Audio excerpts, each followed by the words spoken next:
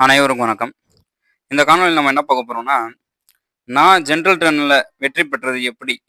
So இதுதான் நம்ம இந்த காணொளியில டீட்டெயிலா பார்க்க போறோம். ஸோ ஜெனரல் டர்ன்னா என்ன? ஜெனரல் டர்ன் வந்தா சேஃபா ஆகுமா? நம்ம சேஃபா இருப்போமா? ஸோ ஜெனரல் டர்ன் வராம வெறும் நம்ம பாஸ் பண்ணோம்னா நமக்கு போஸ்டிங் கிடைக்குமா? அப்படின்னு சொல்லி எல்லாமே நம்ம டீட்டெயிலா இந்த காணொளியில பார்க்க போறோம். ஸோ இந்த காணொளிய ஸ்கிப் பண்ணாம பாருங்க. உங்களுக்கு ஒரு தெளிவான ஆ ஒரு கண்ணோட்டம் தெரியும். அதுக்கப்புறம் உங்களுக்கு ஒரு பெஸ்ட்டான ஒரு மோட்டிவேஷனா இருக்கும். ஸோ, அதனால நம்ம ஃபர்ஸ்ட்டு ஜெனரல் டர்ன் அப்டின்னா என்ன அப்டின்னு சொல்லி பார்த்துடலாம். இப்ப நமக்கு எல்லாருக்கும் தெரியும். வேலைவாய்ப்பு என்பது நமக்கு ஆ பிரிப்பாங்க. ஸோ, ஃபர்ஸ்ட்டு ஜெனரல் டர்ன்ல பிரிப்பாங்க. ஸோ, அதுக்கப்புறம் நம்மளுடைய கம்யூனல் ரேங்க்ல பிரிப்பாங்க. ஸோ, ரேங்க் என்பது 2 வகையா பிரிப்பாங்க. ஒண்ணு நம்மளுடைய ஜெனரல் டர்னு, இன்னொன்னு கம்யூனல் ரேங்க். இப்போ ஜெனரல் டர்ன் நீங்க வந்துட்டீங்கன்னா, கண்டிப்பா உங்களுக்கு உறுதியான வேலைவாய்ப்பு. ஸோ வேலைவாய்ப்பு உங்களுக்கு கன்ஃபார்ம். ஜென்ரல் டர்ன்ல ஃபெயில் ஆனவங்க யாருமே கிடையாது. ஜென்ரல் டர்ன்ல வந்து சிவிக்கு போய் ரிஜெக்ட் ஆனவங்க யாருமே கிடையாது. ஸோ அதனால நீங்க ஜென்ரல் டர்ன்ல வந்துட்டீங்கன்னா, கண்டிப்பா உங்களுக்கு உறுதியாக உங்களுக்கு வேலை வாய்ப்பு உண்டு அப்படின்னு சொல்லி அர்த்தம். இதே நீங்க கம்யூனல் ரேங்க்ல வரீங்க. இதே கம்யூனல் ரேங்க்ல நீங்க தான் ரேங்க் 1 இருக்கீங்க, ரேங்க் 2 இருக்கீங்க, ரேங்க் 3 இருக்கீங்க. ஸோ இந்த மாரி நேரத்தில நம்ம கம்யூனல் ரேங்க்க நம்ம நம்பலாமா அப்படின்னு சொல்லி பார்த்தீங்கன்னா, கம்யூனல் ரேங்க் ஃபர்ஸ்ட் ரேங்க்க நம்ம நம்பலாம். அதுக்கப்புறமா வர்ற ரேங்க் பார்த்தீங்கன்னா, சிவில போய் நம்மள ரிஜெக்ட் பண்றதுக்கு வாய்ப்பு அதிகமா இருக்கு. ஸோ அதனால நம்மளுடைய நோக்கம் எப்படி இருக்கணும்னா, இப்ப நம்ம படிக்கும்போதே நம்மளுடைய நோக்கம் எப்படி இருக்கணும்னா, நாம ஜென்ரல் டர்ன்ல தான் பாஸ் பண்ணணும். ஸோ நம்ம ஜிடில தான் பாஸ் பண்ணணும். அப்போ நம்ம ஜிடில பாஸ் பண்ணோம்னா, நம்ம என்ன செய்யணும் அப்படின்னு சொல்லினா, நம்ம டாப் மார்க் எடுக்கணும். ஸோ நம்ம டாப் மார்க் எடுத்தா மட்டும் தான் நம்ம ஜென்ரல் டர்ன் வருவோம். ஸோ ஜென்ரல் டர்ன்ல நம்ம வந்தா மட்டும் தான் நம்மளால உறுதியான ஒரு போஸ்டிங் நம்ம பயப்படாம இருக்க முடியும். ஏன்னா, நெறைய பேர் என்ன பண்ணியிருக்காங்கன்னா, போன வாட்டி சிவிக்கு போய் என்னுடைய நண்பர்களும் சில பேர் இருக்காங்க. சிவி பாஸ் பண்ணிட்டாங்க. எக்ஸாம்ல பாஸ் பண்ணிட்டாங்க. சர்டிஃபிகேட் வெரிஃபிகேஷன் போயிட்டாங்க. ஆனாலும் அவங்களுக்கு வேலை வாய்ப்பு கிடைக்கல. சர்டிஃபிகேட் வெரிஃபிகேஷன் போயிட்டு வந்து ஃபைனல் ரிசல்ட்ல பார்த்தீங்கன்னா, அவங்க பேர் இல்ல. ஏன் இல்ல அப்படின்னு சொல்லி பார்த்தீங்கன்னா, அவங்க கம்யூனல் ரேங்க்ல வந்ததுனால, கம்யூனல் ரேங்க்ல பார்த்தீங்கன்னா, அவங்களுக்கு ஆ போஸ்டிங் பார்த்தீங்கன்னா 1:2 ரேஷியோல கூப்பிடுவாங்க. அப்போ ஒருத்தருக்கு வேலை குடுக்குறதுக்காக 2 பேர கூப்பிடுவாங்க. அப்போ 2 பேர கூப்பிட்டா ஒருத்தருக்கு மட்டும் தான் வேலை குடுப்பாங்க. ஒருத்தர் ரிஜெக்ட் பண்ணி விட்டுருவாங்க. ஸோ இதுதான் 1:2 ரேஷியோ. அதனால நீங்க ஜென்ரல் டர்ன் வந்துட்டீங்கன்னா, நம்ம கன்ஃபார்ம் வேலை நமக்கு உறுதி. ஸோ இத நான் எக்ஸாம் படிக்கும்போது ஒரு புரொஃபசர் எனக்கு இது சொன்னாரு. ஸோ கண்டிப்பா உன்னுடைய முயற்சியெல்லாம் எப்படி இருக்கணும்னா, ஜென்ரல் டர்ன்க்கு மட்டும் தான் இருக்கணும். கம்யூனல் ரேங்க் நீ ஃபோக்கஸே பண்ணக்கூடாது. அப்போ ஜென்ரல் டர்ன் நீ ஃபோக்கஸ் பண்ணணும்னா, நல்லா படிக்கணும். அப்போ உன்னுடைய டாப் மார்க் நீ எடுக்கணும். ஸோ டாப் மார்க் நீ எடுத்தா மட்டும் தான் உனக்கு ஜென்ரல் டர்ன்ல நீ வருவ. அப்போ ஜென்ரல் டர்ன்ல நம்ம வந்தா என்னென்ன நமக்கு பெனிஃபிட் இருக்கு பார்த்தீங்கன்னா, ஃபர்ஸ்ட்டு நமக்கு நம்ம பயப்படாம இருக்கலாம். நம்ம ஜிடில பாஸ் பண்ணிட்டோம்னா, நம்ம பயப்படாம இருக்கலாம். நமக்கு நம்மள தாண்டி தான் மத்தவங்க போஸ்டிங் அப்படின்னு சொல்லி நம்ம ஒண்ணும் பயப்படாம இருக்கலாம். அதுக்கப்புறமா ஜென்ரல் டர்ன்ல வந்தா இன்னொரு பெனிஃபிட் என்னன்னா, நம்ம எந்த ஸ்கூல் நம்ம பக்கத்துல நம்ம வீடு பக்கத்துல இருக்கிற ஸ்கூல்ல நம்ம என்ன பண்ணிடலாம்னா தேர்ந்தெடுத்துக்கலாம். இதே நம்ம கம்யூனல் ரேங்க்ல நம்ம எடுத்தோம்னா, நம்ம ஒரு மாவட்டம் இருப்போம். நம்ம ஸ்கூல் ஒரு மாவட்டம் எடுக்க வேண்டியதா நிலைமை வந்துரும். அங்க போய் மறுபடியும் இப்போ நம்ம சொந்த மாவட்டத்துல நம்ம சொந்த வீட்ல இருப்போம். இதே நம்ம என்ன பண்ணோம், நம்ம கம்யூனல் ரேங்க்ல வரட்டும், இல்ல ஜஸ்ட் பாஸ் பண்ணிட்டோம், வேலை கிடைச்சிச்சு அப்படின்னு சொல்லி பார்த்தீங்கன்னா, வேற மாவட்டத்துக்கு போ வேண்டியதா இருக்கும். ஸோ அந்த மாரி சில விஷயங்கள்லாம் நடக்கும். அப்ப இது ஜென்ரல் டர்ன் வந்துட்டோம்னா, நம்ம சொந்த மாவட்டத்துல, நம்ம சொந்த ஊர்ல நம்ம என்ன பண்ணலாம்னா, நம்மளுடைய போஸ்டிங்க நம்ம வாங்கலாம். ஸோ இதுதான் நமக்கு ஜென்ரல் டர்னுக்கும், கம்யூனல் ரேங்க்கும் நம்ம உள்ள வித்தியாசம்.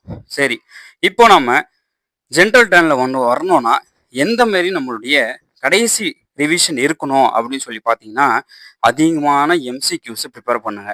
ஏன்னா, இப்போ நம்ம ஜென்ரல் டர்ன் வரணும்னா, சும்மா கிடையாது. இப்போ இந்த ஜென்ரல் டர்ன்ல நம்ம வரணும் அப்படின்னு சொல்லி பார்த்தீங்கன்னா, மத்தவங்கள படிக்கிறத விட நாம அடிஷனலா நம்ம படிச்சா மட்டும் தான். இப்போ மத்தவங்கலாம் ஒரு 4 மணி நேரம் படிக்கிறாங்கன்னா, நாம 6 மணி நேரம், 8 மணி நேரம் படிச்சா மட்டும் தான் நம்மளால ஜென்ரல் டர்ன்ல வர முடியும். ஏன்னா, இது காம்படிட்டிவ் எக்ஸாம். லட்சக்கணக்கான பேர் எக்ஸாம் எழுதுறாங்க.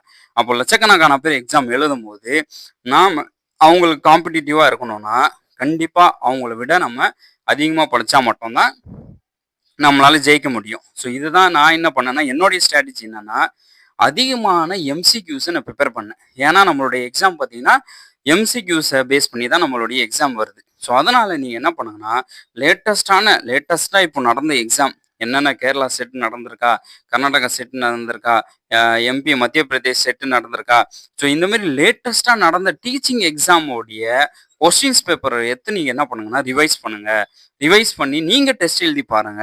லேட்டஸ்ட்டா நடந்த யுஜிசி நெட் எக்ஸாமோடைய கொஸ்டின் பேப்பர் எடுத்து ரிவைஸ் பண்ணுங்க. நீங்க டெஸ்ட் எழுதி பாருங்க. பிராக்டிஸ் பண்ணுங்க. ஸோ இந்த பிராக்டிஸ் தான் எனக்கு என்ன பண்ணுச்சுன்னா, அ ஜென்ரல் டர்ன்ல நான் பாஸ் பண்றதுக்கு உண்டான ஒரு முக்கியமான ஒரு முயற்சியா இருந்துச்சு. ஏன்னா நெறைய பேர் என்ன பண்ணுவாங்கன்னா, அ இருக்கிற மெட்டீரியல்ஸ் என்ன பண்ணிருவாங்கன்னா, படிச்சுட்டே இருப்பாங்க. அவங்க கிட்ட இருக்கிற சோர்ஸ் என்ன பண்ணுவாங்கன்னா, யூஸ் பண்ணுவாங்க. நம்ம இருக்கிற சோர்ஸ யூஸ் பண்றத விட, அத யூஸ் பண்ணிக்கலாம். அத யூஸ் பண்றத விட இந்த கொஸ்டின் பேப்பர் புதுசா நடந்த இந்த டீச்சிங் எக்ஸாமோட கொஸ்டின் பேப்பர் இருக்கு பார்த்தீங்கன்னா, இது ரொம்ப ரொம்ப யூஸ்ஃபுல்லாகும். இது பார்த்தீங்கன்னா, நெறைய பேர் பண்ண மாட்டாங்க. இது பார்த்தீங்கன்னா, நெறைய பேர் பண்ண மாட்டாங்க. சில பேருக்கு தெரியாது. சில பேர் தெரிஞ்சு என்ன பண்ணுவாங்கன்னா, நம்ம எங்க போய் டவுன்லோட் பண்றது? எதுக்கு அத டைம் வேஸ்ட் பண்ணணும்? நம்ம டைம் வேஸ்ட் பண்றதுக்கு ஒரு டாபிக் படிக்கலாமே அப்படின்னு சொல்லி அந்த மாரி அலட்சியமா எடுத்துப்பாங்க. ஆனா யார் இந்த மாரி நம்ம படிக்கிறோமோ, அவங்களால தான் ஜென்ரல் டர்ன்ல வர முடிஞ்சுச்சு. அவங்க தான் வெற்றியாளர் அப்படின்னு சொல்லி நீங்க டிசைட் பண்ணீங்க. ஸோ அதனால என்னுடைய பெஸ்ட் ப்ரிப்பரேஷன் எப்படி இருந்துச்சுன்னா, இந்த மாரி எம்சிக்யூஸ அவுட் சோர்ஸ்ல இருக்கிற கொஸ்டின்ஸ் பேப்பர எடுத்து நம்ம ப்ரிப்பேர் பண்றது தான் என்னுடைய ஸ்ட்ராட்டஜியா இருந்துச்சு. இந்த ஸ்ட்ராட்டஜிய நீங்களும் கண்டிப்பா ஃபாலோ பண்ணுங்க. உங்களுடைய எந்த சப்ஜெக்ட் இருந்தா கூட பரவால்ல. ஸோ எனி சப்ஜெக்ட் உங்களுடைய எந்த சப்ஜெக்ட் இருந்தா கூட அவுட் சோர்ஸ்ல கண்டிப்பா டீச்சிங் உடைய கொஸ்டின் பேப்பர் கண்டிப்பா கிடைக்கும். ஸோ லேட்டஸ்ட்டா நடந்த டீச்சிங் எக்ஸாம் உடைய கொஸ்டின் பேப்பர் கண்டிப்பா கிடைக்கும். ஸோ அந்த கொஸ்டின் பேப்பர எடுத்து நீங்க ரிவைஸ் பண்ணுங்க. கண்டிப்பா உங்களுக்கு இந்த ட்ரிக் பார்த்தீங்கன்னா, உங்களுக்கு ரொம்ப ரொம்ப யூஸ்ஃபுல்லாவும், எக்ஸாம் நேரத்துல இப்போ நமக்கு அது தெரியாது. நம்ம போய் எக்ஸாம் நேரத்துல எக்ஸாம்ல ஹால்ல போய் உட்கார்ந்து ஒரு கொஸ்டின் எடுத்து பார்ப்போம் பார்த்தீங்களா? அந்த கொஸ்டின பார்க்கும்போது நமக்கு தெரியும், இந்த கொஸ்டின் ஆஹா நம்ம ஏற்கனவே நம்ம சால்வ் பண்ணியிருக்கோமே அப்படின்னு சொல்லி நமக்கு அது தோணும். நம்ம ஏற்கனவே இந்த கொஸ்டின சால்வ் பண்ணியிருக்கோம். டைரக்ட் கொஸ்டின் வராது. ஆனா அதே சப்ஜெக்ட் தானே! அதே சப்ஜெக்ட் ரிலேட்டடான கொஸ்டின் தானே அங்கேயும் கேட்பாங்க. ஸோ, நமக்கு அந்த மாரி தோணும். இந்த கொஸ்டின் நம்ம ஏற்கனவே சால்வ் பண்ணியிருக்கோமே, இந்த கொஸ்டினுக்கு இதுதான் ஆன்ஸர் அப்படின்னு சொல்லி டக்குனு நம்ம என்ன பண்ணுவோம், ஆன்ஸர் பண்ணிட்டு போயிட்டே இருப்போம். ஸோ, அதனால நீங்க இந்த ஒரு ட்ரிக்க நீங்க ஃபாலோ பண்ணுங்க. கண்டிப்பா உங்களால வெற்றி பெற முடியும். ஸோ, கண்டிப்பா உங்களால வெற்றி பெற முடியும். ஸோ, இது எல்லாரும் பண்ண மாட்டாங்க. ஸோ, யார் பண்றாங்களோ அவங்கள தான் வெற்றியாளர்கள். ஸோ, அனைவரும் கண்டிப்பா நம்ம ஜென்ரல் டர்ன்ல வரணும் அப்படின்னு சொல்லி முயற்சி எடுங்க. நம்ம ஜென்ரல் டர்ன்ல வந்தா மட்டும் தான் நமக்கு நம்மளுடைய வேலை நமக்கு சேஃப். ஏன்னா நம்ம சில பேர் பாஸ் பண்ணி ரிஜெக்ட் ஆறது ரொம்ப ரொம்ப ஒரு மிக மிக ஒரு கொடுமையான ஒரு இது. ஸோ அந்த நிலைமைக்கு நம்ம போயிடக்கூடாது. நம்ம யாரெல்லாம் நம்ம படிக்கிறோமோ கண்டிப்பா நமக்கு போஸ்டிங் நமக்கு கண்டிப்பா கிடைக்கணும். ஸோ அனைவருக்கும் அட்வான்ஸ் வாழ்த்துக்கள். ஸோ நன்றி, வணக்கம்.